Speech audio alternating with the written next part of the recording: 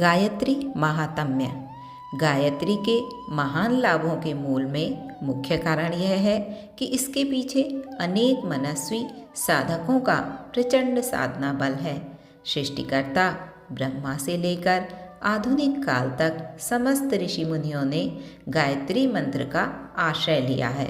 इन सब के द्वारा जितना साधन, जप, अनुष्ठान गायत्री मंत्र का हुआ है उतना और किसी का नहीं हुआ।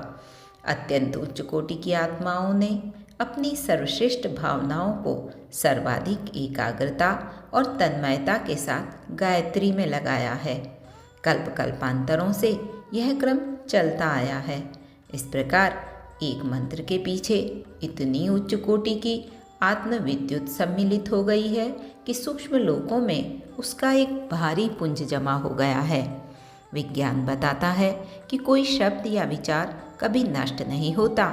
आज जो बातें कही जा रही हैं या सोची जा रही हैं, वे अपनी तरंगों के साथ आकाश में फैल जाएंगी और अनंत काल तक सृष्टि के अंतराल में किसी न किसी रूप में विद्यमान रहेंगी।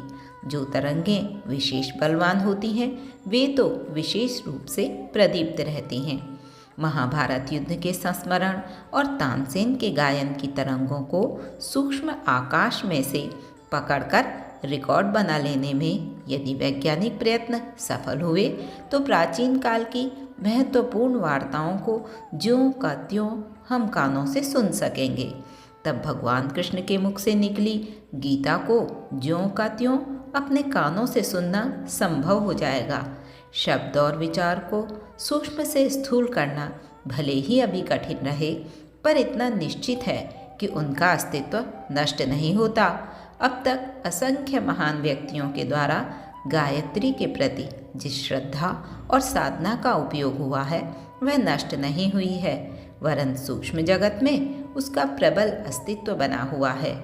एक प्रकार के पदार्थों का एक स्थान पर सम्मिलन के सिद्धांतानुसार उन सभी साधकों की श्रद्धाएं, साधनाएं, भावनाएं, तपश्चर्याएं एक स्थान पर एकत्रित होकर एक प्रबल चैतन्यता युक्त आध्यात्मिक विद्युत भंडार बना चुकी हैं।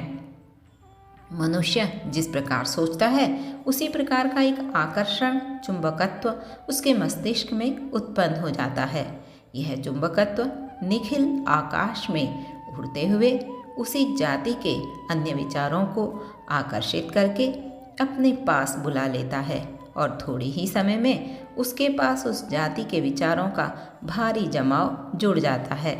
साधुता की बात सोचने वाले दिन रात साधुता के विचारों, गुणों, कर्मों और स्वभावों से परिपूर्ण होते जाते हैं। इसी प्रकार दुष्टता एवं पाप के विचारों का मस्तिष्क थोड़े ही समय में उस दिशा में प्रवृत्त हो जाता है।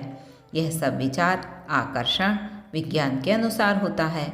इसी विज्ञान के अनुसार गायत्री के साधकों की ये विचार श्रृंखलाएं संबद्ध हो जाती हैं, जो सृष्टि के आदि से लेकर अब तक की महान आत्माओं द्वारा तैयार की गई हैं। एक सिपाही जब सेना में भर्ती हो जाता है तो वह सेना का अंग बन जाता है।